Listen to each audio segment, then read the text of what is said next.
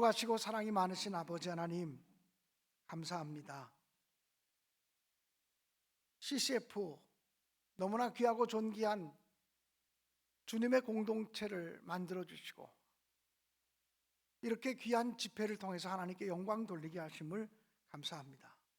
성의 첫날 첫 시간, 마음과 정성을 모아서 귀한 예물을 봉헌한 손길이 있습니다. 이 예물 받아 주옵소서. 물질만 아니라 중심과 마음을 연락하여 주옵소서.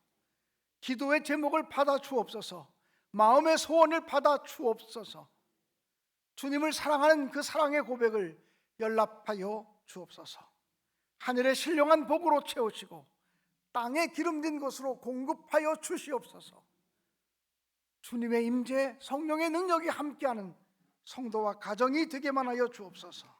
이 이름을 축복하여 주옵소서. 이 이름을 복되게 하여 주옵소서. 존귀하신 예수님의 이름으로 기도드리옵나이다. 아멘. 제가 조금 앞에 가까이 나가서 우리 여러분들을 만나도록 하겠습니다. 이 마이크를 쓰면 되나요? 지금 들어와 있는 겁니까? 네.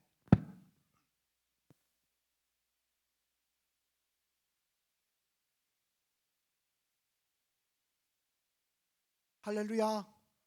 주님의 크신 은혜가 여러분과 함께 하시기를 간절히 축원합니다. 제가 사실은 우리 박인관 목사님의 초청을 받고 왔는데 어떤 성격의 집회인지도 모르고 왔습니다. 그런데 와서 식사를 마치고 우리 목사님들을 만나고 나서 보니까 설교를 시작하기도 전에, 집회를 시작하기도 전에 제 마음이 뜨거워짐을 느낍니다. 아, 이렇게 귀한 목사님들이 있나? 아, 이렇게 귀한 교회들이 있나? 서로 자기중심적인 세상 속에서 26년을 한결같이 함께 교제하고, 함께 공부하고, 함께 책을 읽고, 교파를 초월해서, 교회를 초월해서, 교단을 초월해서 함께 모이는 이렇게 귀한 목사님들이 있나? 주님이 기뻐하는 선교를 위해서 이 놀라운 일을 행하시는 목사님들을 뵈면서 감히 나 같은 게 어떻게 이 존귀한 자리에서 말씀을 전가할 수 있을까라는 두려운 마음이 생겨지기도 합니다. 누구보다 제가 먼저 은혜 받고 가고 싶다는 생각이 들었습니다.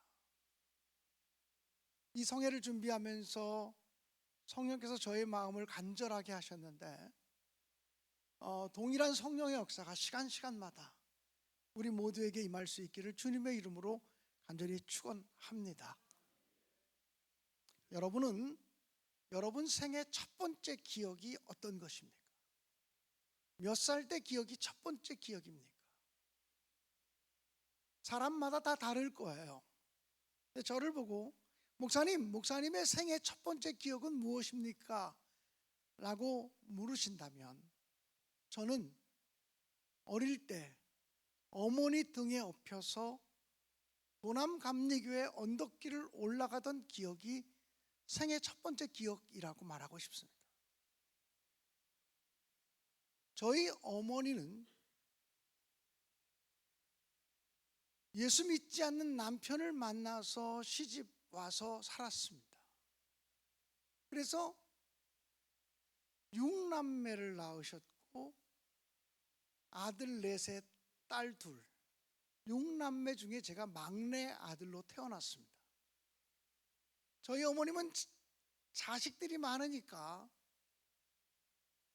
젊은 시절에 이 자녀들이 중학교 다니고 고등학교 다니고 대학교 다니고 이럴 때 아침이 너무 바쁘셨다고 했습니다. 아침만 되면 도시락을 10개씩은 쌌어야 됐다고 그렇게 말합니다. 아침이 되면 아버지 밥 해드리고 출근시켜야지, 또 자녀들 도시락 고등학교 때는 2개씩 싸가고 그러지 않습니까? 도시락 싸줘야지. 이러니까 아침이 너무 바쁘셔서 아침 기도를, 새벽 기도를 하실 수가 없었다고. 새벽에 기도하지 못하는 것이 하나님 앞에 죄스러워서, 또 기도에 대한 은혜와 열망이 있어서 하나님, 내가 3년 동안 매일같이 저녁 기도를 하나님의 성전에 올라가서 하겠습니다라고 하나님께 서원하며 약속했다고 합니다. 그래서 우리 어머님이 이렇게 기도했대요. 하나님, 내가 지금부터 3년 동안 저녁 때 교회에 올라가서 기도하겠습니다. 3년 동안 정말 하루도 빠지지 않고, 눈이 오나 비가 오나 바람이 부나 빠지지 않고, 어떤 상황 속에서도 핑계대지 않고 가서 기도하겠습니다. 대신에 하나님도 저한테 약속해 주실 것이 있습니다. 3년 동안 내가 하나님께 작정한 기간에는 시아버지가 돌아가도 저 안 갑니다. 시어머니가 돌아가도 저 못 갑니다. 하나님과의 약속을 더 소중히 여기겠습니다. 그러니까 저 망신당하지 않도록, 며느리로서 망신당하지 않도록, 딸로서 망신당하지 않도록, 우리 친척들에게 욕먹지 않도록 이 3년 기간 동안에 가까운 사람들 지켜주십시오.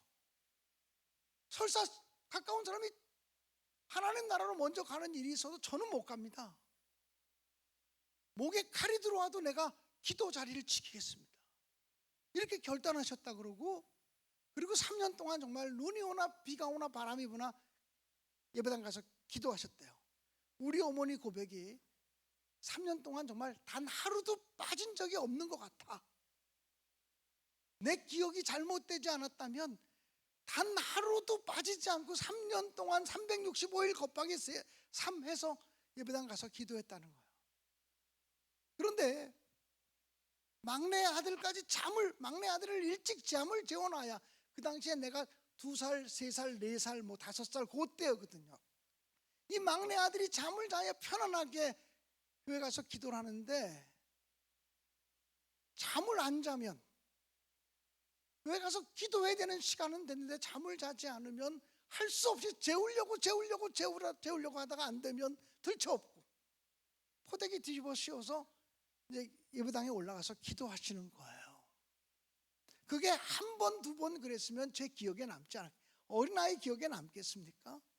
근데 적어도 수십 번 또는 더 많이 어머니 등에 업혀서 보남감리교회 예배당을 언덕길을 올라가던 기억이 있어서 어머니 포대기에 푹 쌓여가지고 그랬던 기억이 있어요. 그게 내 생애의 첫 번째 기억이에요. 저는 지금은 돌아가신 지가 10년이 넘으셨고 90살이 되셔서 돌아가셨는데, 지금 살아계시면 아마 101살쯤 되실 것 같은데, 어머님이 저에게 남겨주신 유산 중에 기도하는 어머니에 대한 기억, 기도하는 어머니에 대한 첫 기억을 남겨주신 그 사랑에 감격해요. 사랑하는 여러분, 이것보다 더 좋은 자녀 교육이 있을까요? 부모님이 기도하는 모습을 보고 자녀들이 자라가는 것, 우리 부모님이 무릎 꿇는 모습을 보고 우리 자녀들이 자라가는 것, 그것이 나는 기억에 남아 그렇게 말하는 자식이 있다면 이것보다 더 좋은 신앙 교육이 있을까요? 저희 어머니가 그렇게 3년을 계속해서 교회 가서 기도하시면 아마 어머니랑 같이 기도하는 기도의 동지들 두세 명, 때를 따라 서너 명 정도가 나와서 기도했던 것 같아요. 그러면 약간 가만 데서 기도하시는데 30분, 1시간, 2시간 이렇게 계속해서 기도하시다 보면 눈물, 콧물이 범벅이 되셔서 기도하시는 어머니의 모습을 물끄러미 바라보곤 했어요. 왜 이렇게 코를 쏟으시면서 기도하시는지, 이만큼 코가 줄줄이 매달려서 이러고 있다가 그러면 쓱 올라가고, 그런 모습들을 신기해서 이렇게 바라보면서 있었던 기억들도 있고요. 우리 어머님이 그렇게 오랫동안 기도하시니까 심심해서 왔다 갔다, 예배당 안에 왔다 갔다 하다가 강단에 올라갔다가 내려갔다가 올라가서 눕기도 하고 내려와서 눕기도 하고 이러고 놀았어요. 어릴 때부터 강단에 올라갔다 내려갔다 하면서 놀다 보니까 오늘날도 강단에 올라갔다 내려갔다 노는 목사가 되었지 뭡니까? 할렐루야. 사랑하는 여러분, 제가 초등학교 4학년 때 4학년을 다 마치고 봄방학, 그리고 한 열흘이나 일주일 정도 봄방학이 있지 않습니까? 그 짧은 봄방학 때 저희 아버지가 당시 은행원이셨거든요. 조흥은행 그 영등포 지점인가 본점에 근무하고 있는 은행원이었는데, 본점은 여기 그 시청 광화문 롯데백화점 있는 그쪽입니다.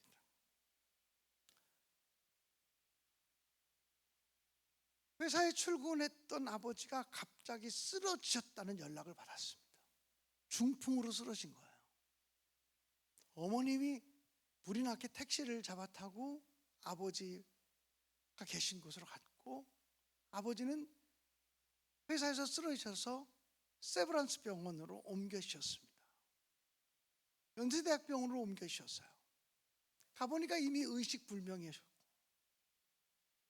그때로부터 우리 아버지는 16일 동안 의식불명으로 있었습니다. 저희 어머니가 아버지가 중환자실에 의식불명으로 있을 때 우리 6남매를 불러 모았습니다. 그리고는 이렇게 말씀하셨습니다. 너희 아버지가 지금 중풍으로 쓰러지셨다. 의식불명의 상태다. 병원에선 이대로 있다 죽을 수 있다고 얘기하고, 병원에서는 깨어나도 평생 불구자로 사실 거라고 얘기한다. 우리가 이럴 때일수록 하나님께 기도를 잘해야 하나님이 영광 받으시지 않겠냐. 아버지가 지금 죽을 위기에 있다고 해서 우리 아버지 육신의 질병 고쳐주세요, 우리 아버지 육신의 질병 고쳐주세요라고 하는 것은 누구나 드릴 수 있는 기도다. 그리고 육신의 질병에서 고침받는다고 할지라도 사람은 또 다른 육신의 질병으로 또 고통받을 수 있다. 이번 기회에 하나님 우리 아버지 영원 구원시켜 주세요, 이렇게 기도하자. 이번 기회에 우리 아버지 내 남편 영원 구원시켜 달라고 기도하자, 이렇게 말씀하셨고, 저희 어머니는 그 당시 가옥 구조가 안방에서 계단 몇 개를 올라가면 다락방이 있는 구조였어요. 그 다락방 밑으로는 부엌이 펼쳐지는 가옥 구조를 여러분 기억하실 거예요. 그런 가옥 구조 속에서 계단 몇 계단을 올라가서 다락방에서 늘 어머니가 기도하곤 하셨어요. 한번 기도하러 올라가시면 2시간, 3시간 눈물 콧물 범벅이 되셔서 기도하시는 모습을 우리는 보았어요. 그런데 우리 어머니 이렇게 기도하셨대요. 하나님, 내 남편 영원 구원시켜 주세요. 내 남편 영원 구원시켜 주세요. 우리 친척들이 다 내가 예수 믿는 사람이라는 거 알아요. 우리 동네 사람들이 내가 다 예수 잘 믿고 교회 열심히 있는 사람이라는 거 다 알고 있어요. 나를 알만한 모든 사람들이 저 사람 예수에 미친 사람이라고 얘기할 정도로 교회 열심히 다니는 사람인 거 다 알고 있어요. 그런데 제가 제 남편 영혼 하나도 구원시키지 못하면 얼마나 하나님 망신이고 제 망신입니까? 하나님, 이번 기회에 내 남편 영혼 구원시켜 주세요. 내 남편 영혼만 구원시켜 주시면 그날이라도 내 남편 하나님 데려가시면 나 감사할게요. 그러나 내 남편 영혼 구원시키기 전까지는 하나님이라도 못 데려가요. 하나님이라도 그러시면 안 돼요. 하나님 영광을 위해서 그러시면 안 돼요. 그렇게 하나님께 기도하시다가 기도가 깊어지면 때를 쓰시면서 하나님 안 돼요, 안 돼요. 하나님이라도 지금은 못 데려가요. 지금은 안 돼요, 지금은 안 돼요. 내 남편 영혼만 구원시켜 놓으시면 그날이라도 그 다음 날이라도 데려가세요. 저 만족해요. 감사할게요. 근데 지금은 안 돼요, 지금은 안 돼요. 이러고 눈물 콧물이 범벅이 돼서 기도하곤 하셨어요. 그리고는 우리에게도 그렇게 기도해야 된다고 가르치셨어요. 어려울 때일수록, 급할 때일수록 기도를 바르게 하셔야 하나님이 기뻐 받으신다고 말했어요. 어느 날 어머님이 기도하시고 내려오시는데 남편은 중환자실에 누워 있는데 얼굴이 해같이 밝게 빛나는 모습으로 내려오셨고 흥얼거리면서 찬송을 막 부르기 시작했어요. 얼마나 기쁘면 저렇게 찬송할 수 있을까? 얼굴에 기쁨, 화평, 즐거움이라고 써있는 얼굴로 우리 가족들을 불러 모으셨어요. 그리고는 이렇게 말씀하셨어요. 너희 아버지 하나님이 고치신다.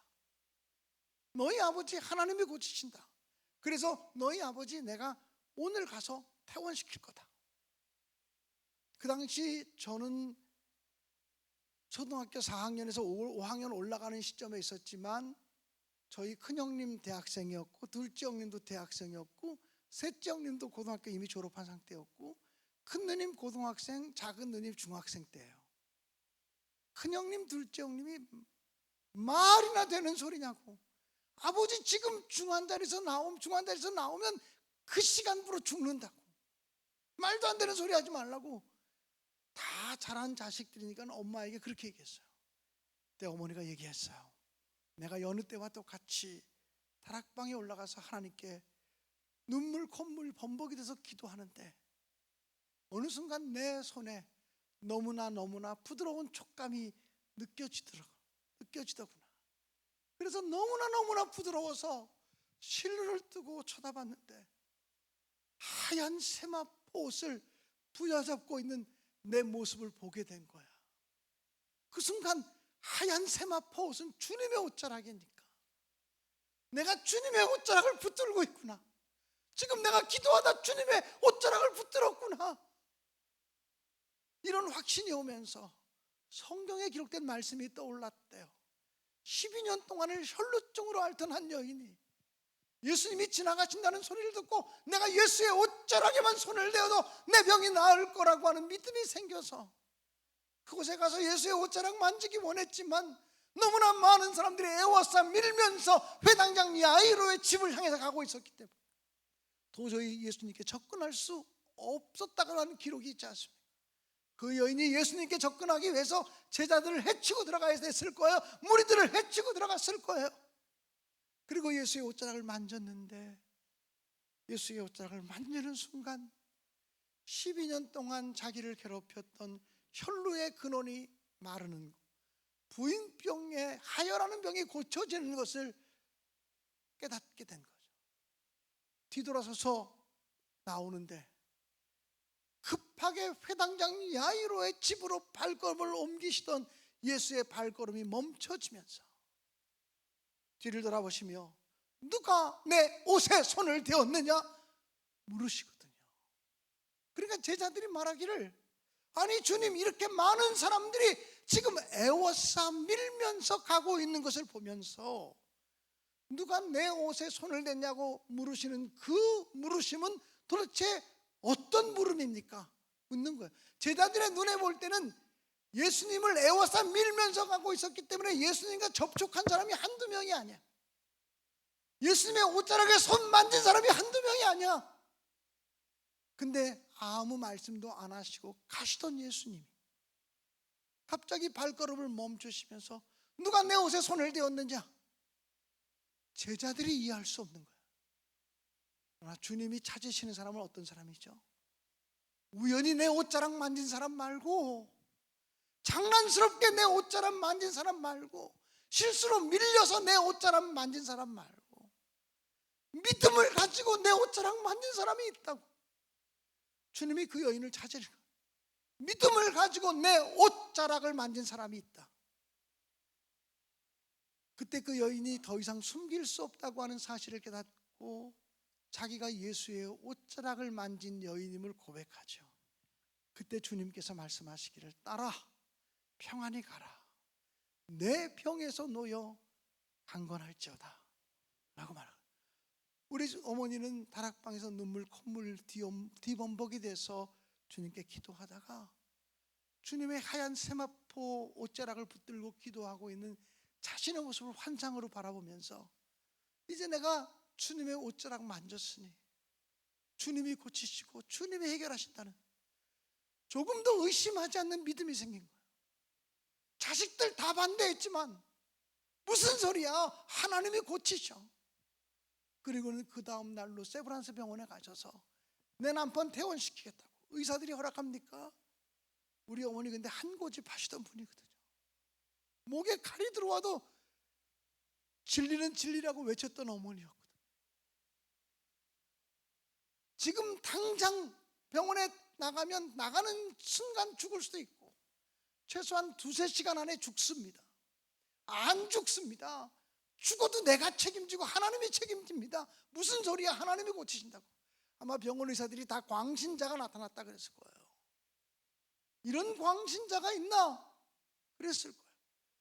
우리 아버지가 앰뷸런스에 실려서 중환자실로 갔는데 다시 앰뷸런스에 실려서 우이동에 있는 우리 집으로 오셨어요. 저는 지금도 그때의 분위기를 기억해요. 우리 가족들 모두가 야, 정말 오늘 이제 아버지 죽는구나.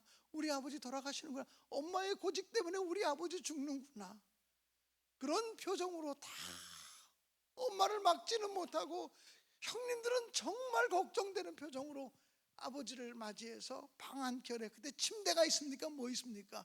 좀 요를 두툼하게 깔고 한쪽 방에다 눕혀놨어요.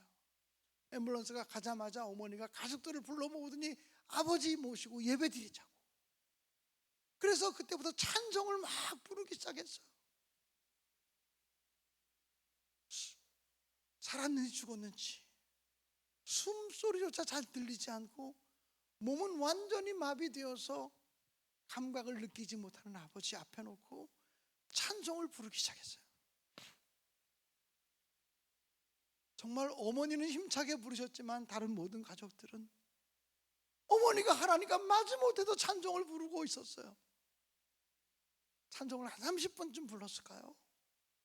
한 7, 8곡 계속 찬송을 불렀던 것 같아요. 어떤 형제인지 모르지만 아버지 손가락이 움직였어 그러는 거예요. 어디 찬송이 멈춰졌어요. 그리고 아버지 손가락만 쳐다보는데 안 움직이는 거예요. 잘못 봤겠지. 어떻게 중환자실에서 의학적인 처방을 받으면서 16일 동안 꼼짝도 안 하던 아버지가 어떻게 손가락이 움직여? 너 잘못 봤겠지. 아니 분명히 봤다는 거예요. 그 손가락만 쳐다보고 있는 거죠. 여러분 드라마 같은 데 보면 이러는 거 보셨습니까? 이게 드라마에만 있는 일이 아니에요. 아버지 손이 미세하게 움직이는 거야. 와, 아버지 손이 움직였다. 또 찬송하자. 이번에는요 세게 부르지 말래도 막 더 세게 막 온 가족들이 막 목숨 걸고 막 찬송을 부르는 거예요. 어머니를 따라서 찬송을 부르는데 어떤 형제가 아버지 발가락이 움직였다 그러는 거예요. 또 찬송이 중단됐어요. 아버지 발가락만 쳐다보고 있는 거죠. 아버지 발가락이 미세하게 움직이기 시작하는 거예요. 할렐루야.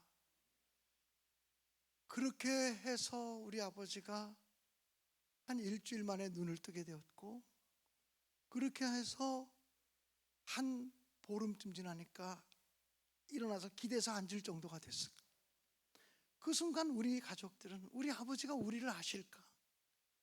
16일 동안 의식불명이었으면 뇌가 망가져도 다 망가졌을 텐데 우리를 기억할까? 우리를 기억해야 예수님을 영접할 수 있을 텐데 우리를 기억할 수 있을까? 아버지 얼굴에 우리 얼굴들을 다 가까이 들이밀면서 아버지 내가 누군 줄 알아? 아버지 내가 누군 줄 알아요? 내가 누구야? 내가 누구야? 가족들이 묻기 시작했어요. 우리 아버지가 얘기했어요. 당신은 내 부인 민병남. 너는 첫째 아들 누구? 너는 둘째 아들 누구? 너는 셋째 아들 누구? 너는 큰 딸 누구? 너는 둘째 딸 누구? 너는 막내 아들 광년이. 제 이름까지 정확하게 기억하셨어요. 말은 어느래, 말은 옛날 말투가 아니고 어느를 하고 그랬지만 분명히 기억을 되찾았어요. 그날로부터 우리 어머니는 아버지와 함께 예배를 드리기 시작하는데, 우리 아버지가 얼마나 완고한 사람인지 단 한 번도 교회를 나가본 적도 없고 기도하는 자리에, 예배하는 자리에 체면상 앉아본 적도 없이 완고한 사람이에요. 우리 아버지 앞에 놓고 당신 예수 믿고 구원받아야 돼. 그리고는 성경책을 읽었습니다. 당신 나 따라해. 태초에 하나님이 천지를 창조하시니라. 처음에는 어눌한 아버지의 언어 때문에 한 단어씩 읽으면서 성경을 어머니가 한 3개월, 4개월에 걸쳐서 창세기부터 요한계시록까지를 읽어나가요. 그리고 우리 가정에 무조건 예배 드릴 때는 우리는 아버지 구원받아야 되니까 우리의 찬송가는 하나밖에 없어. 예수 앞에 나오면 모든 죄 사하고 주의 품에 안기어 편히 쉬리라. 우리 주만 믿으면 모두 구원 얻으며 영생 복락 멸류관 확실히 받겠네. 예수 앞에 설 때에, 이게 3절까지 있는 찬송인데요, 저희 집에서는 하루에 이 찬송을 10번에서 20번은 불렀어요. 저희 집에서는 이 찬송을 수천 번을 불렀을 거예요. 지금도 우리 가족끼리 예배드리면 무슨 찬송하지? 아, 그거 하자. 그러면 그냥 그 찬송이에요. 아, 그거 하자. 예수 앞에 설 때에 흰옷을 입으며 밝고 빛난 내 집에 편히 쉬리라. 우리 주만 믿으면 모두 구원 얻으며 영생 복락 멸류관 확실히 받겠네. 이 찬송을 부르면서 얼마나 많이 울고 또 얼마나 많이 웃었는지. 우리 아버지는 완전한 건강을 회복하지 못했지만 예수를 구주로 영접하고 돌아가셨어요. 우리 가정 식구들에게 인생을 살아오면서 우리 가정에 가장 행복했던 때가 언제냐 그러면 우리 가족 모두가 아버지가 병들어 누워 있을 때, 아버지가 반신불수로 누워 계실 때, 그때가 우리 가정은 천국이었지라고 말해요. 우리 아버지가 은행 지점장 지내셨거든요. 1970년대 초반에 은행 지점장 하면요, 그 동네에서 제일 잘 사는 집이었어요. 생긴 건 제가 그렇게 생기지 않았잖아요. 잘 먹고 살았을 것 같지 않잖아요. 저희 집은요, 돼지고기 같은 거 먹어본 적이 없어요. 소고기만 먹었어요. 저희 집은요, 굴비, 요즘 그 뭐라네? 무슨 정식? 녹차에 말아먹는 거 뭐라 그래요? 보리굴비 정식. 우리는요, 보리굴비 철이 되면요 20두름, 10마리씩 20개, 20두름을 사다가 부엌에 쫙 걸어놓고 먹었어요. 안 그런 것 같죠? 제가 키가 작으니까. 그렇지만 그때가 행복하지 않았어요. 우리 가족 모두에게 가장 행복했던 때가 언제냐고 물으면 다 아버지가 병들어 누워있을 때. 왜? 그때는 우리 가정이 찬송이 넘쳤으니까. 날마다 모이면 예배했으니까. 날마다 모이면 구원의 은혜를 찬송했으니까 라고 얘기하는 거예요. 한 가지 얘기를 좀 더 드리고 싶어요. 오늘 기도에 대한 얘기를 드리는 거예요. 제가 감리교 신학대학을 1979년도에 입학을 했어요. 그리고 대학교 2학년을 마치고 군대를 가게 됐어요. 1980년 12월 30일 날 입대 영장을 받았어요. 입대 영장을 받고서 저희 어머니에게, 엄마 나 입대 영장 나왔어, 나 군대 가야 돼요. 그랬더니 우리 어머님이 갔다 와. 우리 어머님은 이미 아들 3명을 군대에 보냈던 분이기 때문에 자식들이 군대 가는 것에 대해 별로 걱정도 안 하고 감흥도 없어. 가면 제대하게 돼, 갔다 와 그러더라고요. 그래서 제가 저희 어머니에게 말했어요. 어머니가 늘 아들을 위해서 기도하겠지만 제가 군대 가면 이제부터 어머니가 아들을 위해서 기도할 때 어머니의 아들이 편안한 부대에 떨어지게 해달라고는 한마디도 기도하지 않으셨으면 좋겠어요. 이건 누구나 할 수 있는 기도니까, 어떤 부모나 할 수 있는 기도니까, 하나님 우리 아들 좋은 부대 떨어지게 해주세요, 편안한 부대 떨어지게 해주세요 라고 하는 기도는 모든 세상의 부모들이 드릴 수 있는 기도니까, 보통의 기도니까. 그렇지 않습니까? 그 기도는 한마디도 안 하셨으면 좋겠어요. 대신에 어머니가 아들을 위해서 기도할 때 당신의 아들이 군대 가서도 하나님의 일을 하게 해달라고 기도해 주세요. 어머니 아들, 어머니 막내 아들이 군대 가서도 하나님의 일을 할 수 있게 해달라고만 기도해 주세요. 이렇게 부탁을 했더니 어머님이 너 기도 부탁을 제대로 하는구나, 그리고는 알았다고 그 제목을 놓고 기도하자고 말씀하셨어요. 저는 논산훈련소에 가서 훈련을 받았고 저희 어머니는 이제 집에서 기도하시는데, 훈련 받으며 저도 그 제목을 기도했어요. 하나님, 제가 편안한 부대, 좋은 부대 떨어지게 해주세요. 이렇게 기도한 적은 한마디도 없고, 하나님 어떤 부대를 가든지 하나님의 일을 할 수 있게 해주세요, 하나님의 일을 좀 할 수 있게 해주세요 라고 기도했어요. 우리 어머니도 그 제목을 가지고 매일같이 기도하셨다 그래요. 훈련을 다 마치고 제가 처음으로 배치된 부대가 1사단 통신대대예요.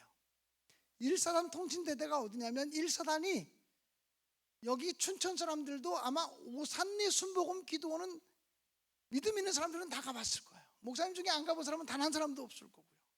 오산리 순복음 기도원에서 바로 마주 보이는 부대가 1사단이에요. 거기가 전두환 대통령이 있어야 돼서 전두환 사단이라고 말하기도 하고요. 전진 부대요.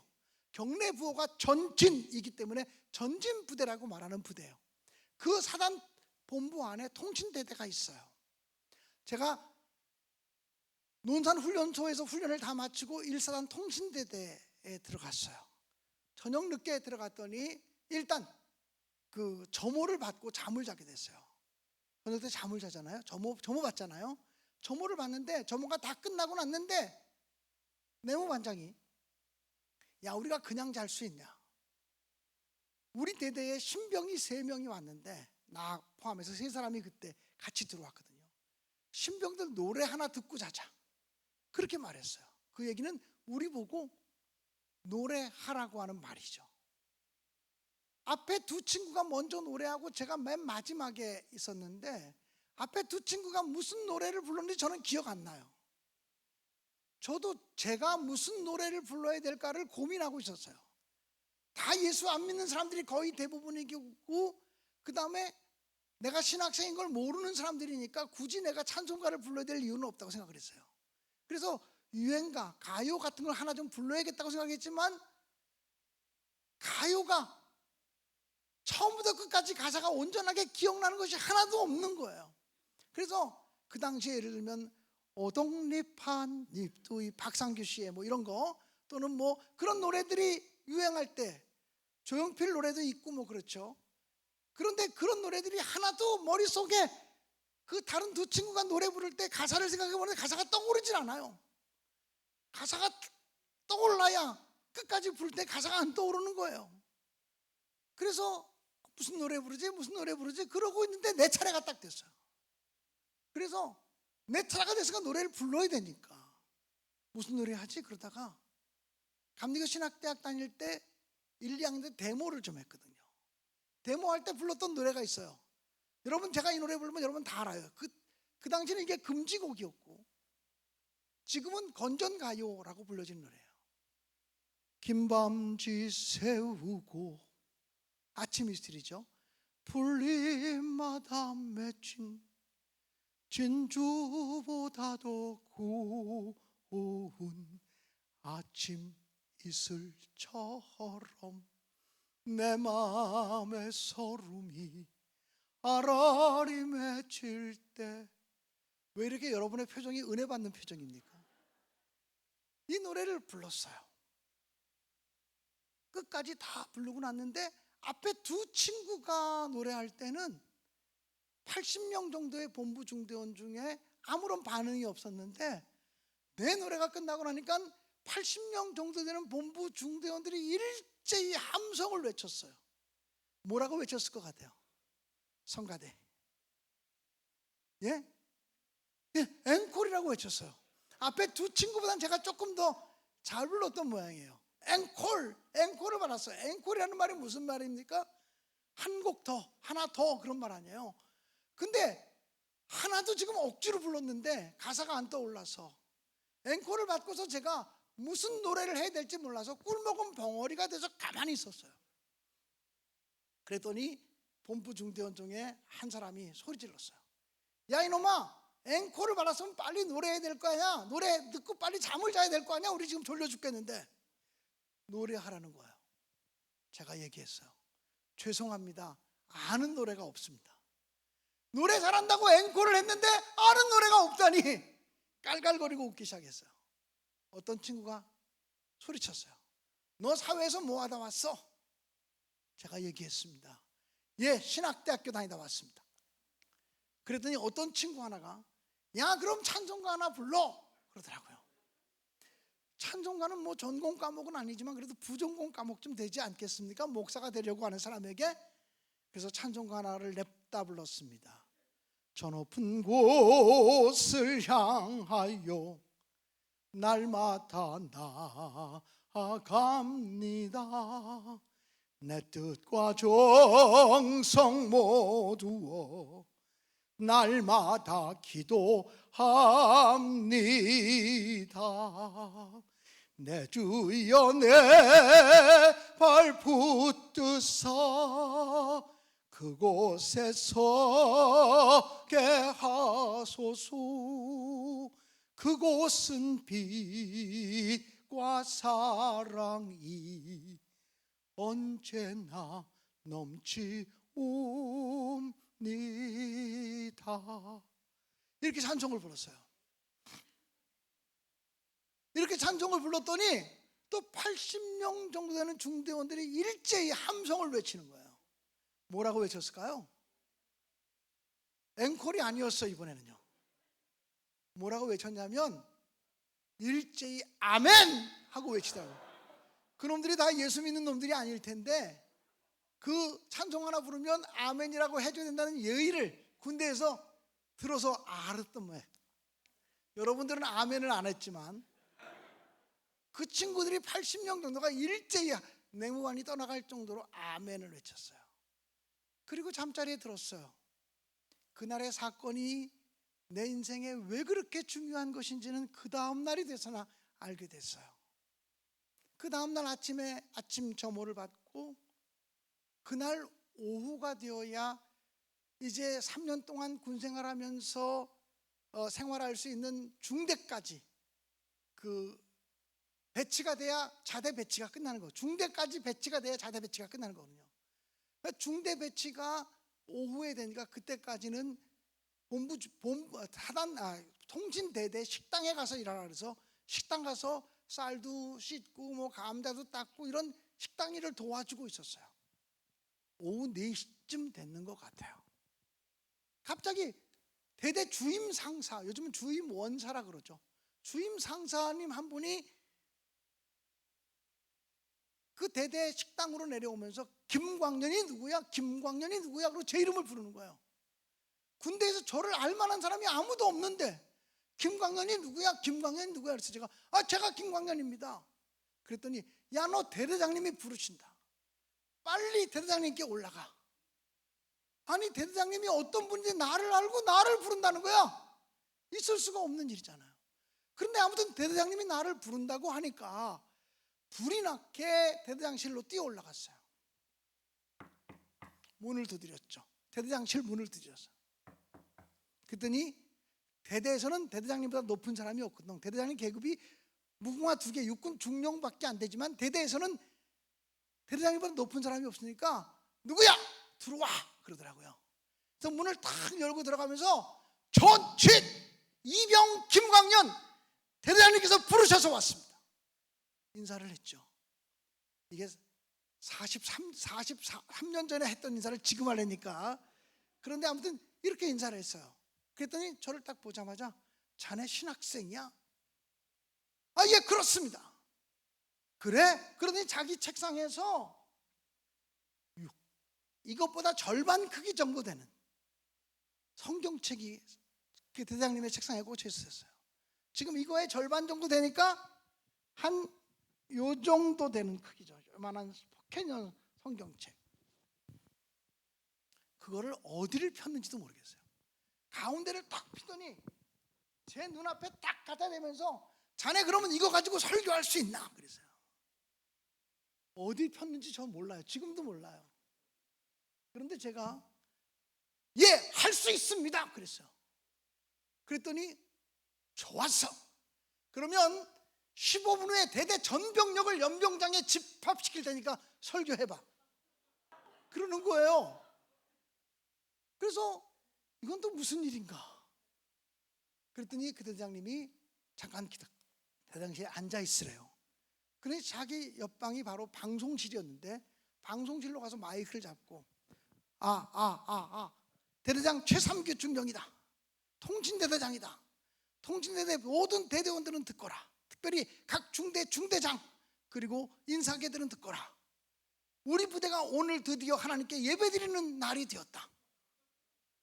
모든 대대원들은 15분 내로 식사를 마치고 중대별로 인원 체크해서 적게 모인 중대는 중대장 문책하고 인사계 문책할 테니까 최대한 인원을 동원해서 연병장으로 모이라고. 그렇게 방송을 하고는 다시 대대장실로 오셔서 얘기하셨어요. 내가 내 얘기를 조금 할게.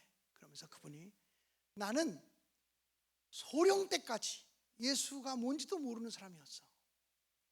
그리고 나는 육사를 나온 것도 아니고 3군 사관학교를 나온 것도 아니고 ROTC 출신도 아니고 학사장교 출신도 아니고 나는 사병으로 입대해서 장교가 된 갑종 장교 출신이라 줄도 없고 백도 없고 실력도 없는 사람이라 사실 소령까지 진급한 것도 기적이었지. 그런데 내가 어떻게 하면 중령까지 진급할 수 있을까 그런 소망은 있었지만 진급이 안 되는 거야.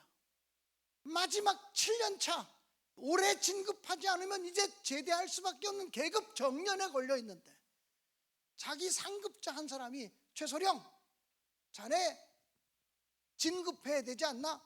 예, 진급하면 좋겠습니다. 그랬더니 자네 언제까지 진급해야 되는 거지? 올해가 마지막입니다. 그랬다는 거야. 올해 진급 안 하면 제대해야 되는 거예요. 올해가 마지막입니다.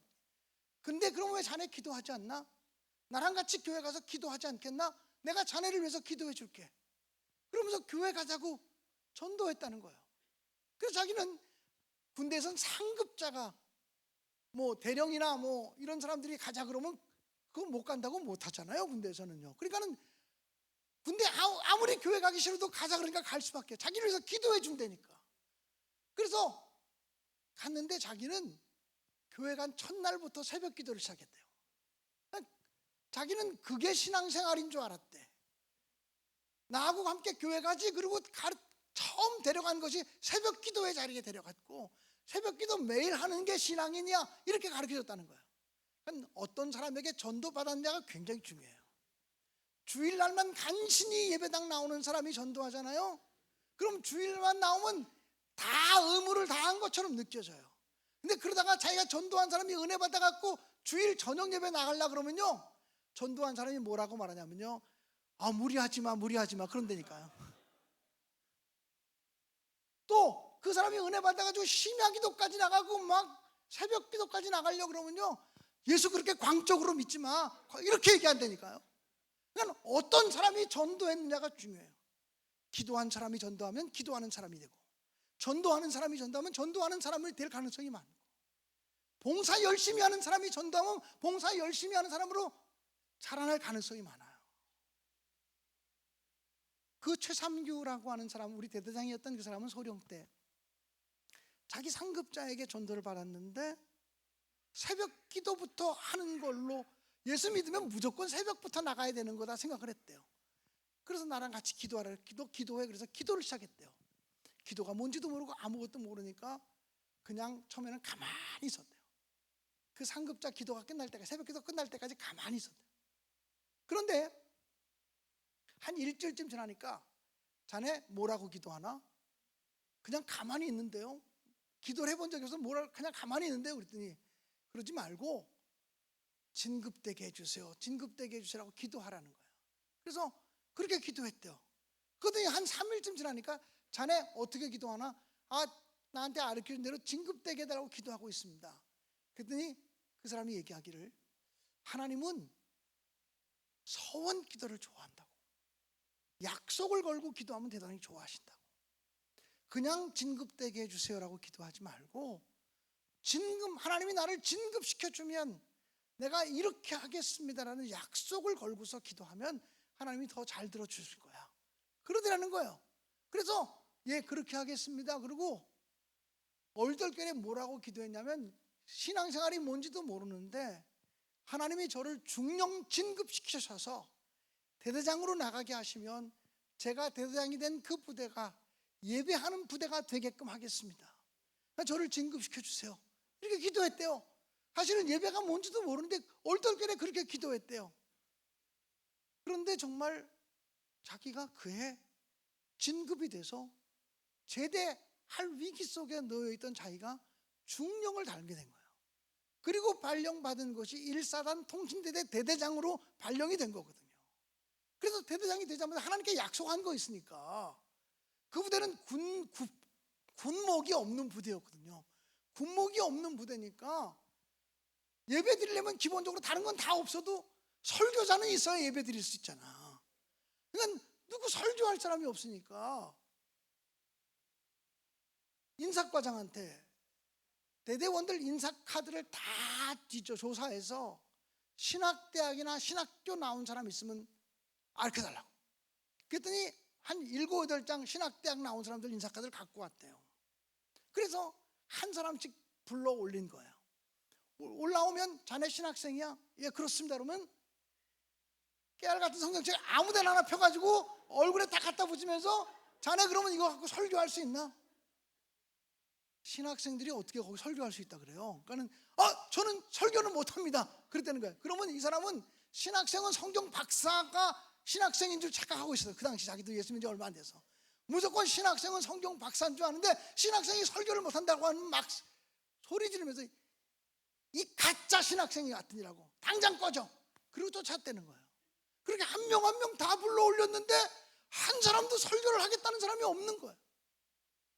그날 출근을 했는데 대대 인사과에 엄유식 병장이라고, 제가 작년에 우리 박인관 목사님 감리사 지금도 하고 있지만 감리사 때 춘천 석사교회에서 연합 부흥회 했거든요. 그때 강사로 와서 박인관 목사님 알게 된 건데 그 춘천 석사교회 출신이에요. 엄유식 병장이라는 사람이. 그때 얘기했더니 그 교인들이 술렁술렁하고 엄유식이래, 지금 미국 가 있는 엄유식이래 그러면서 얘기하더라고요. 그러면서 지금 엄유식은 없지만 엄유식 동생이 나온다고 뭐 그러면서 얘기 들었어요. 그러니까 내가 이 얘기를 하는 건 거짓말이 아니라는 얘기를 지금 하는 거예요. 그 엄유식이라는 병장이 인사과에 근무하는데 대대장님이 들어오니까 전진 대대장님 기쁜 소식이 하나 있습니다. 우리 부대에 신학생이 하나 더 들어왔습니다. 그러면서 하는 말이 어저께 찬송을 잘 부르는 거 보니까 설교도 잘할 것 같습니다. 그랬다는 거예요. 그러니까 대대장님이 그래? 그럼 빨리 불러 올라오라 그래. 그래서 제가 불려 올라간 거죠. 그날 제가 찬송을 부르지 않았다면 제 신학생이라는 신분이 노출되지 않았을 거고 그럼 그런 일도 생겨지지 않았을 거예요. 그날 찬송을 더 이상 유행가를 몰라서 가사를 다 아는 게 없어서 찬송가를 하나 불렀던 게 내가 신학생이라는 신분이 노출되게 되고 대대장까지 불려갔죠. 대대장님이 얘기하시다가 그래서 오늘 드디어 예배를 드릴 수 있게 됐다고. 자네 정말 설교 준비해야지. 내가 잠깐 나갈 때 설교 준비하고 성경책 하나를 뚝 던져주고 가요. 5분도 안 지났는데 대대장님 대대 전병력이 연병장에 집결했습니다. 나는 무슨 설교를 해야 될지 성경을 주석이 있어 뭐 참고서가 있어 성경책을 뒤적뒤적거리고 있는데 대대장님 지금 다 집합했다는 거예요. 무슨 설교해야 될지 제목도 못 정하고 나간 거죠. 나갔는데 연병장에 그냥 한 450명 이상의 아주 새까만 그 군인들이 쫙 앉아 있어요. 그리고 강단 위에는 의자가 한 40개 놓여 있는데 간부들, 직업군인들, 하사, 중사, 상사, 소위, 중위, 대위, 소령 쭉 앉아 있어요. 가운데 두 자리만 딱 비어 있는데 한 자리는 대대장님의 자리였고 한 자리는 그날의 강사님의 자리였습니다. 그래서 제가 가운데 앉았죠.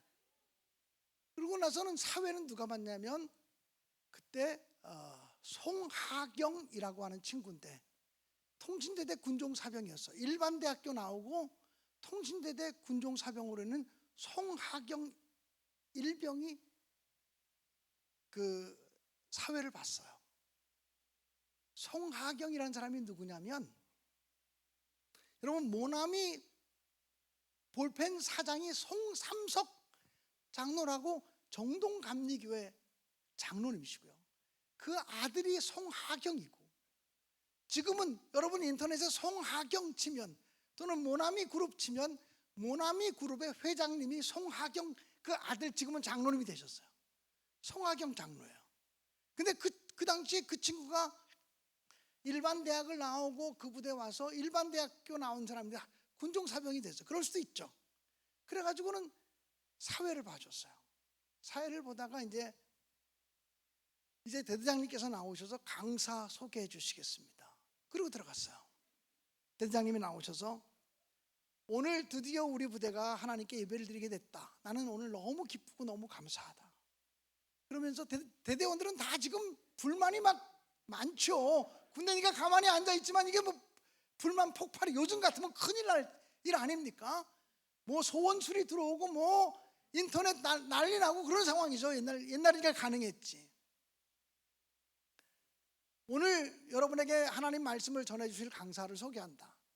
어젯밤에 우리 부대에 처음 들어온 이병 김광년이다. 지금 이 김광년 이병보다 쫄병은 이 가운데 한 사람도 없다. 제일 쫄병이 말씀을 전한다고 해서 졸지 말고 설교 말씀 잘 들어. 내가 뒤에서 불꽃 같은 눈동자로 쳐다볼 거야. 그러고는 들어갔습니다. 제가 나와서 설교를 해야 돼요. 설교로 나오는 순간까지 무슨 말씀을 전할까를 고민했어요. 내게 주어진 건 조그만 성경책 하나밖에 없었거든요. 그 전까지 저는 신학교 들어오기 전, 군대 오기 전까지 유치부 설교해봤어요. 어린이부 설교해봤어요. 학생부 이상은 설교해본 적이 없어요. 거긴 다 성인들만 있는 거 아니에요. 그런 설교 단 한 번도 해본 적이 없어요. 하나님 용기를 주세요. 하나님 힘 주세요. 그리고 나가서 설교를 시작하기 전에 이렇게 시작했어요. 저최 이병 김광년 이제부터 설교를 시작하겠습니다. 그럼 나보다 쫄병이 거기 하나도 없으니까. 그리고서 설교를 시작했어요. 성경 말씀은 마태복음 5장 소금으로 빛으로라는 제목으로 첫 설교를 했어요. 제 생애 첫 번째 성인 설교, 소금으로 빛으로. 이 설교 제목이었어요. 그리고 설교를 했는데 피드백이라는 게 있잖아요. 지금 여러분이 단 한 사람도 지금 좋은 사람이 없이 제 설교에 집중하고 있거든요. 웃기도 하고 호감을 표시하면서 설교를 듣고 있어요. 근데 여러분보다 더 이등병이 설교하니까 눈이 뚫어지라고 막 불이 나오는 표정으로 저를 쳐다보고 있어요. 제가 스스로 판단할 때 홈런까지는 아니라도 그날 설교가 3루타는 됐겠다 싶을 정도로 설교를 잘 들어줬어요. 설교를 다 마치고 주기도문으로 예배를 마치고 딱 돌아서는데 뒤에 앉아있던 대대장님이 딱 일어나서 중령 모자를 딱 벗으시면서 전도사님 큰 은혜 받았습니다. 전 전도사가 아니에요. 전도사 임명받은 적도 없고 전도사 소리 듣지도 못하고 군대 갔어요. 근데 전도사님 큰 은혜 받았습니다. 그러면서 제 방으로 내 방도 아니야. 제 방으로 들어가시죠. 그리고는 부대 간부들 보고 너희들도 다 내 방으로 들어와. 그래서 크지도 않은 대장님 방에 다 간부들 한 40명이 들어왔어요. 다 서 있고 두 사람만 앉았어요. 대대장님이 앉으셨고 그날의 강사님이 앉으셨어요. 앉았는데 대대장이 묻는 거예요. 먼저 말하는 거예요. 오늘 설교 말씀에 정말 큰 은혜 받았다고. 그분이 은혜 받았나 봐요. 큰 은혜 받았다고 그러면서 뭐라고 말씀하시냐면, 저기 인사과장 이 김광년 이등병이 어느 중대 소속이야? 통신중대니까 여러분 저는 무선중대인데 그렇게 말하면 모를 테니까 예, 3중대입니다 이렇게 말했어요. 그랬더니 그러면 주간에는 3중대에서 부여한 임무를 잘 감당하고 저녁을 막 먹고 나면 월요일 날에는 1중대 가서 내무반 예배를 드리면서 설교하고, 화요일 날에는 저녁 먹고 2중대 내무반 가서 2중대원들에게 설교하고, 수요일 날은 3중대, 목요일 날은 4중대 설교해. 그리고 금요일 날에는 우리 대대 간부들이 다 내 방에 모일 테니까 나를 비롯해서 대대 간부들에게, 임원들에게 성경을 가르쳐 줄 수 있나? 예, 할 수 있습니다. 그렇지. 나는 뭐 여태까지 항상 할 수 있습니다 그 믿음으로 살았어. 할 수 있습니다 그랬어요. 그랬더니 좋았어. 그러면 이제부터 월, 화, 수, 목, 금까지 설교하는 거다. 그리고는 가라 그래서 인사하고 나왔어요. 그리고 본부중대 가서 제 군대 더블백, 큰 군대 백을 어깨에 들고 메고서 제가 이제 군대 생활할 3중대를 향해 가는 거예요. 3중대 내무반문이 활짝 열려 있더라고요. 활짝 열려 있으면서 내무반원들이 다 거기에 앉아 있어요. 그리고는 내무반장이 뭐라고 얘기하다가 내가 저쪽에서 더블백을 메고 내 군대 백을 메고 이렇게 돌아오는 걸 보면서 전 중대원 전부 일어나! 중대원들 일으켜 세우더라고요. 그러더니 목사님이 온다! 목사님께 인사! 그러니까는 이 친구들이 목사님 안녕! 그러고 인사하는 거예요. 저는요, 전도사라는 소리를 듣고 나서 15분 만에 목사가 됐어요. 그리고는 그 다음 날부터, 그 다음 주일부터 월요일은 1중대, 화요일은 2중대, 수요일은 3중대, 목요일은 4중대, 그리고 금요일은 대대 간부들과 함께 예배를 드리며 설교했어요. 한 2주쯤 하고 나니까 통신대대에 설교 잘하는 신학생이 하나 왔더라. 그 소문이 사단교회까지 들렸던 말이에요. 사단군종 전도사가 저를 찾아왔어요. 통신대대에서 사단교회가 멀지 않는데 주일날 사단교회 나와서, 사단교회 어린이가 한 70명 있는데 사단교회 어린이들에게 설교해 줄 수 있냐고. 내가 어린이 설교 잘합니다. 그랬더니 그럼 어린이 설교를 전담해 달라고. 예, 알겠습니다. 할 수 있습니다. 그 주일날은 또 가서 어린이 설교를 하는 거예요. 그래서 주일날 어린이 설교를 했더니 사단군종 참모인 정여성 목사님, 중령이셨는데 정여성 목사님이 이렇게 듣다가 예배 끝나자마자 야, 너 언제 이 일사단 왔어? 설교 너무 잘한다. 그러더니 정여성 목사님이 어디 외출할 때 저녁 예배 설교를, 사단 군종 전도사가 있잖아요. 저녁 예배 설교 김광년 한번 해봐. 그 내가 알겠습니다. 그래서 저녁 예배 사단교에서 설교하는데 맨 앞에 사단장님이 앉아 계시고, 투스타 사단장님이 앉아 계시고, 원스타 또 부사단장님이 앉아 계셔. 사단장님 육사 12기 김울권 장군, 부사단장 육사 17기 김진영 장군, 육군 참모총장까지 지냈던 분들이야. 내가 이래봬도요, 이등병 때 사단장 앉혀놓고 그 후에 육군 참모총장 되신 분을 앉혀놓고 설교했던 사람이야. 그러고 나서 나가 있으면 사단장님이, 내가 설교 끝나고 나면 사단장님이 예수 잘 믿는 분이었거든요. 전도사님 큰 은혜 받았습니다. 사단장님이 그렇게 저한테, 이등병한테 전도사님 큰 은혜 받았습니다. 내 사단장님 이러고 인사를 받았다. 제 설교를 이제 마감하려고 그래요. 기독교를 가르쳐서 기도교라고 말해요. 기도하는 종교이기 때문에 기도교라고 말해요. 사실 기도가 기독교만 있는 거 아니에요. 불교 믿는 사람들도 기도하고 신두교 믿는 사람들도 기도해요. 다른 종교를 가진 사람들이 기도하는 것과 우리들의 기도가 뭐가 다를까요? 또 무속신앙을 가지고 있는 사람들도 기도해요. 무속신앙을 가지고 있는 사람들이 기도할 때 보면 정한수 한 그릇 떠놓고 새벽마다 목욕 재개하고 기도해요. 우리 예수 믿는 사람들이 작정 기도하면 길게 작정하면 보통 최고로 길게 작정하면 40일 작정 기도해요.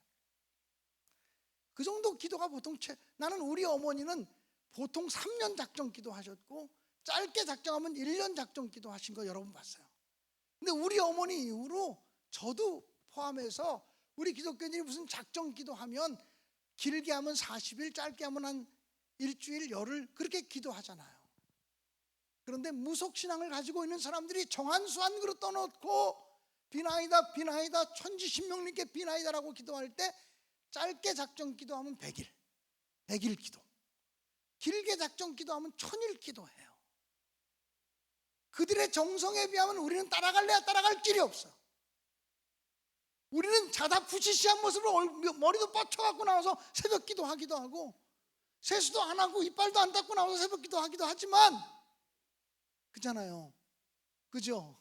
그런데 무속신앙을 가진 사람이 정한수 한 그릇 떠놓고 기도할 때 그렇게 기도 안 해요. 아침마다 목욕 재개하고 한복 입고 그렇게 기도한단 말이에요. 여러분, 부처님 앞에 기도하는 사람들이 108배를 하면서 기도하지 않습니까? 앉았다가 일어났다가 앉았다가 일어났다가 이렇게 기도하잖아요. 기도의 정성이라든지 기도하는 시간이라든지 이런 것을 볼 때 기독교인이 그들보다 더 많이 기도한다고 말할 수도 없어요. 여러분, 무속신앙을 가진 사람들의 기도와 우리의 기도가 뭐가 달라야 되는 걸까요? 예수 믿는 사람들이 성경 말씀을 너무 소중히 여기죠. 그런데 우리가 성경 말씀 소중히, 성경책 소중히 여기는 것보다 무속신앙을 가진 사람들이 부적 하나 받아서 소중히 여기는 게 더 소중히 여기는 것 같아요. 부적을 날마다 몸에 지니고 다니려고 팬티 안에도 집어넣고 양말 안에도 집어넣고 베개 속에도 집어넣고 그렇게 살잖아요. 서울 장안에 용하다고 하는 그 무당들을 불러다가 구슬 한번 하려면 수천만 원짜리 구슬해요. 우리 예수 믿는 사람들이 한 달에 11조 하는 거 곱하기 12, 1년 모은 돈 가지고요 굿 한 번도 못해. 우리는 정성스럽게 11조 헌금하면서 이렇게 헌금하면서 하나님을 자기가 믿는 신을 위하는 사람이 있을까라고 생각하지만 무속신앙을 가진 사람들이 굿 용한 무당 하나 불러서 굿 하려면요 수천만 원짜리 수억 원짜리 굿도 허다해요. 그런 그들의 정성에 비하면 우리는 아무것도 아니야. 그러나 그렇게 100일 기도하고 1000일 기도를 한다고 목욕 재개하고 기도한다고 수천만 원 수억 원짜리 굿을 한다고 해서 그들을 신앙의 사람이라고 말하지 않아요. 미신은요, 미신과 신앙을 제가 구분시켜 줄게요. 미신은요, 내가 가지고 있는 돈이나 내가 가지고 있는 재능이나 내가 가지고 있는 어떤 것을 통해서 신을 변화시켜서 내게 해코지하지 않도록 신을 변화시켜서 그 신이 내게 복만 내리도록 신을 변화시키겠다고 하는 게 무당 종교예요. 기독교 신앙이라는 건 뭐냐면 내가 전지전능하신 하나님을 변화시킬 수 없다고 하는 사실을 인정하고 하나님 앞에서 내가 변화되어 가는 거야. 하나님 앞에서 하나님의 뜻을 발견하고 하나님의 마음을 깨달으면서 내 삶이 변화되어져 가는 게 신앙이에요. 내가 가지고 있는 돈이나 재능이나 재주나 이런 것을 가지고 신을 어르고 달래서 신을 내게 복 주시는 분으로 변화시키려고 하는 마음을 가지고 기도하면 이건 다 무속신앙이고 무당 종교이고 기독교 이름을 가진 것 같지만 기독교적인 무당인 거예요. 그러나 하나님 앞에서 내가 날마다 변화되어지고 말씀 앞에서 내가 날마다 변화되어지기를 원하는 사람이라면 이런 사람을 가리켜서 신앙인이라고 말하는 거예요. 사랑하는 여러분, 저는 어렸을 때 저희 어머니를 통해서 기도를 배웠어요. 어렵고 힘들 때일수록 바르게 기도해야 하나님이 들으신다. 하나님이 역사하는 기도를 하려면 어렵고 힘들 때 바르게 기도해야 된다. 그리고 저는 젊은 날 제 군대 생활을 통해서 아니 내가 어떻게 그런 은혜를 경험했지? 저는 육군 출신인데 대한민국 육군 사병으로 들어간 사람들 가운데 군대 생활을 시작하면서부터 일주일에 5번, 6번씩 군종 군인 목사도 아닌데 사병이 일주일에 5번, 6번씩 설교하면서 군대 생활 한 사람 있으면 나와보라 그래요. 여기 목사님들도 군대 생활 다 하신 분일 때 그런 일들 있는 경우가 없잖아요. 아니 어떻게 그런 은혜가 나에게 주어졌지? 어떻게 그런 사랑이 내게 주어졌지? 생각하고 또 생각하고 100번을 생각하고 1000번을 물어도 대답은 하나예요. 하나님이 기뻐하실 만한 기도를 드렸더니 나 편한 부대 가게 해달라고, 나 편하게 해달라고, 나 하나 복 받게 해달라고, 나 하나 잘 되게 해달라고, 나 하나 무병장수하게 해달라고, 그거 나를 위해서 기도하지 아니하고 하나님을 위해서 쓰임받게 해달라고, 하나님 일하고 싶다고, 하나님 영광 위해서 일하고 싶다고. 비록 군대 가도 나 거기서 하나님 위해서 일하고 싶어요. 이 제목 가지고 기도해 주세요. 그리고 나도 군대에서 훈련 받으면서 그거 하나 놓고 기도했더니 그 기도가 하나님 마음에 맞았던 것 아닐까? 그 기도가 하나님 마음에 그래 네 기도를 들으니까 내 마음이 흡족하다고 말씀하신 거 아닐까? 그런 생각이 들어요. 그래서 지금도 저는 기도를 길게 하는 거 중요하고 기도를 오래 하는 거 중요하고 기도를 뜨겁게 하는 거 중요해요. 우리는 어릴 때부터 기도하면 이런 기도를 배웠어요. 기도하면 집요하게 끈질기게 기도해서 소나무 하나 뽑도록 기도해라. 그런 소리 다 들었잖아요. 저도 소나무 하나 뽑아보려고 젊은 날에 삼각산 가서 도봉산 제일기도원 가서 소나무 들고 아무리 흔들어도 안 뽑히대. 정말 저보다 더 열심히 기도한 사람, 소나무 뿌리 뽑았다는 사람, 전설적인 사람도 있어요. 목사님 중에 저는 그런 사람 봤어요. 그런데 우리는 소나무 뽑도록 기도해라, 이런 교훈은 정말 많이 받았지만 어떻게 기도해야 되는지, 무엇을 기도해야 되는지 이것에 대해서 잘 배우지 못하면서 신앙생활을 한 것은 아닌가라는 생각이 들어요. 오늘 성경 본문으로 선택한 요한일서 5장 14절에 보면 그를 향하여 우리의 가진 바 담대한 것이 이것이니 무엇이든지 그의 뜻대로 구하면 들으심이라. 할렐루야. 그를 향하여 우리의 가진 바 담대한 것이 이것이니 그의 뜻대로 구하면 들으심이라. 야고보서 2장 13절에는 우리가 구하여도 얻지 못함은 정욕으로 쓰려고 잘못 구함이요 라고 말씀하고 있거든요. 자기 욕심 이루기 위해서, 자기 욕망을 채우기 위해서 하는 기도는 하나님이 구해도 듣지 않는다고 말씀하고 있거든요. 후안 카를로스 오르티즈라고 하는 아르헨티나의 목사님이 계셔요.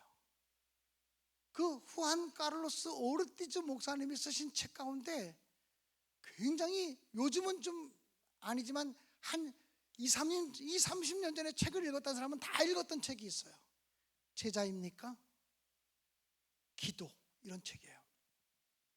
후안 오르티즈 카를로스 그 목사님의 책에 보면 그 기도라는 책이 있어요. 제목은 기도인데 부제목이 길게 붙어 있어요.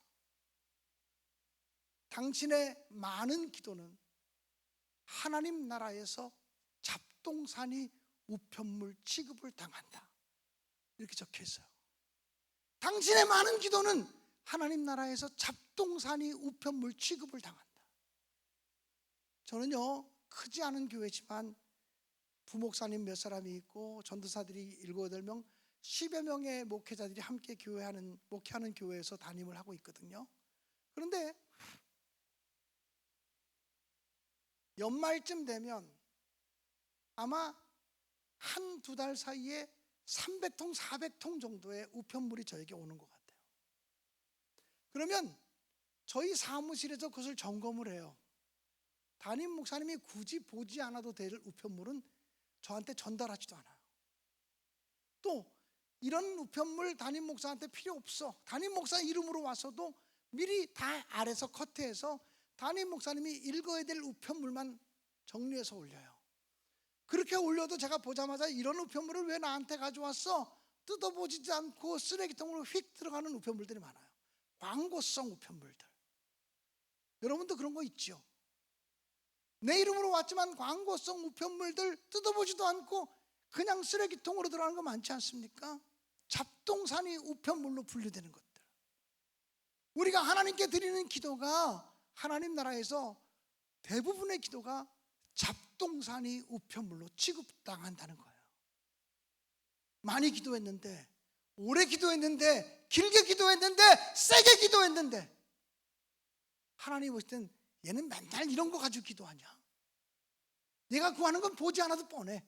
그리고서 그냥 쓰레기통으로 휙휙 들어가는 기도가 얼마나 많은지 모른다는 거예요. 우리는 바르게 기도하는 법을 배워야 돼요.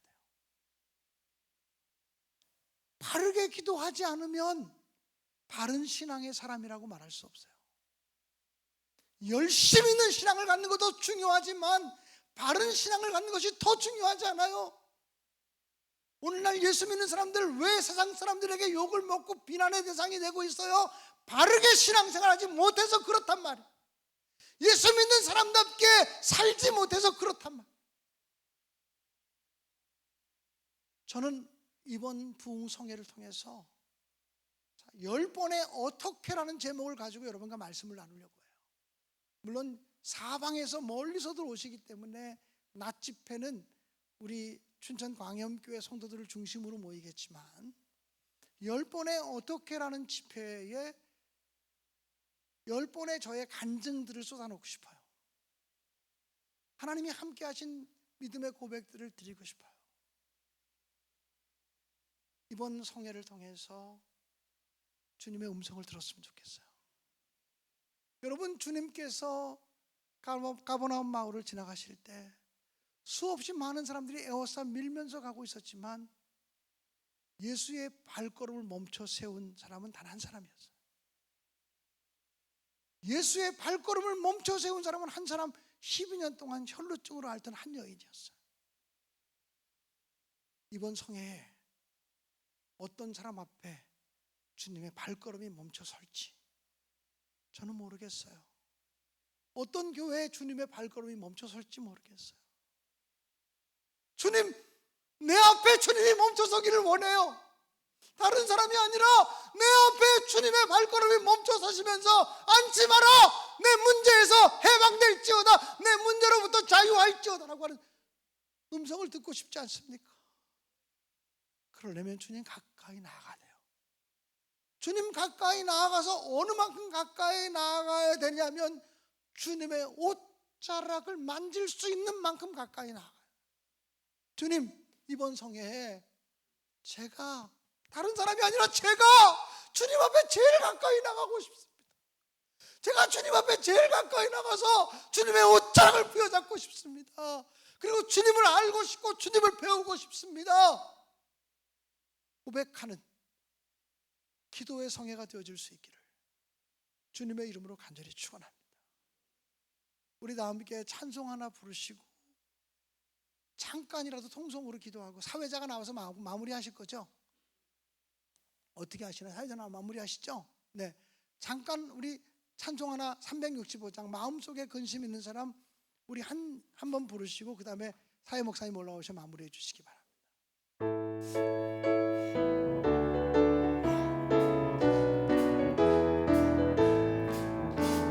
마음속에 근심 있는 사람 주 예수 앞에 달래어라. 슬픈 마음 있을 때에라도 주 예수께 아뢰라. 주 예수 앞에 달래어라. 주의 친구니 무엇이나 근심하지 말고 주 예수께 아뢰라. 눈물 나며 기쁜 한숨 쉴 때 주 예수 앞에 달려라. 은밀한 죄 내게 있더라도 주 예수께 아뢰라. 아멘 아멘. 주 예수 앞에 달려라. 주의 친구니 무엇이나 근심하지 말고 주 예수께 아뢰라. 괴로움과 두려움이 있을 때 주 예수 앞에 달려라. 내일 내일을 염려하지 말고 주 예수께 아뢰라. 주 예수 앞에 달려라. 주의 친구니 무엇이나 근심하지 말고 주 예수께 아뢰라. 죽음 앞에 겁을 내는 자 주 예수 앞에 달려라. 하늘나라 바라보는 자여 주 예수께 아멘 아멘 아멘. 주 예수 앞에 달려라. 주의 친구니 무엇이나 근심하지 말고 주 예수께 아뢰라. 주 예수 앞에 주 예수 앞에 달려라. 주의 친구니 무엇이나 근심하지 말고 주 예수께 아뢰라. 여러분 두 손을 높이 드시기 바랍니다. 주 예수 앞에 아뢰라. 주의 친구니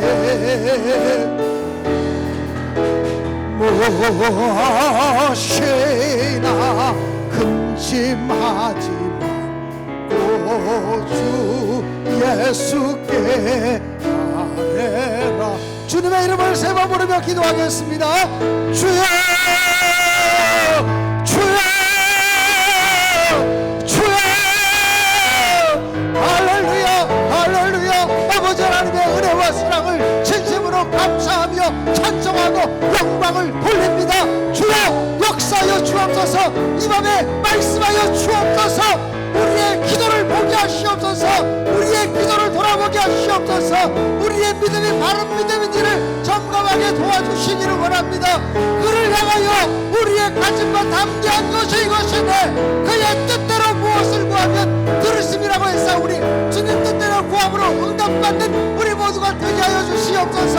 바르게 기도하고 바르게 행동하고 바르게 믿고 바르게 결단을 우리 모두가 되어지게 도와주옵소서. 주님의 뜻을 구하게 하시옵소서.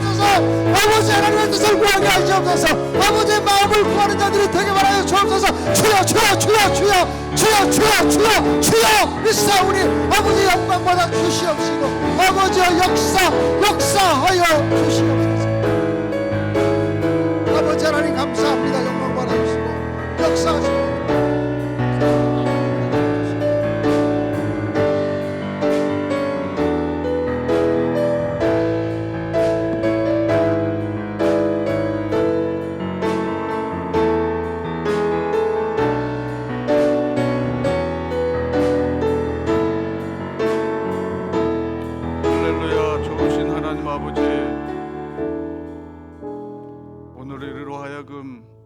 어떻게 우리 하나님 앞에 기도해야 할지를 저희들이 잘 알아들기 쉽게 가르쳐 주시니 고맙고 감사합니다.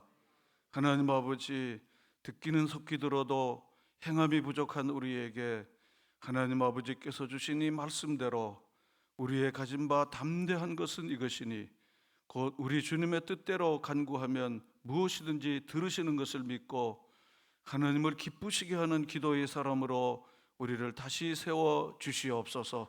하나님 아버지께서 기쁘게 여기시는 일이 무엇인지를, 주님이 정말 기뻐하실 일이 무엇인지를 생각하고 기도하는 저희들이 되게 하옵소서. 하나님 아버지, 그리하여 하나님의 기쁨이 되어지는 삶이 되게 하옵소서. 하나님 아버지, 입술로는 주를 존경하나 마음은 주께서 떠나는 경우들도 많이 있는데 우리 입술처럼, 우리의 고백처럼 우리 배움대로 겸손하게 순종하는 저희들이 되게 하옵소서. 우리 주 예수님의 이름으로 간절히 기도합니다. 아멘. 우리 찬송가 369장 찬송하시면서 우리 준비하신 헌금 바치겠습니다. 이미 헌금을 다 바치신 분들이 대부분이실 텐데 혹시 바치지 못하신 분들은 이 시간 바치시면 되겠습니다.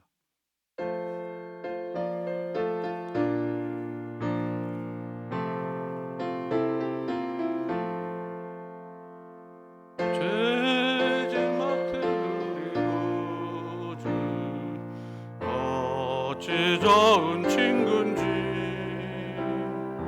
걱정 근심 무거운지 우리 주께 맡기세. 쉽게 고함 없는 곳 복을 얻지 못하네. 사람들이 어찌하여 아랠 줄을 모를까. 시험 걱정 모든 괴로움 없는 사람 누군가. 부질없이 낙심 말고 기도드려 아뢰세. 이런 진실하신 친구 찾아볼 수 있을까. 우리 약함 아시오니 어찌 아니하랴까. 근심 걱정 무거운지 아니 진짜 누군가. 피난처는 우리 예수 주께 기도드리세. 세상 친구 멸시하고 너를 조롱하여도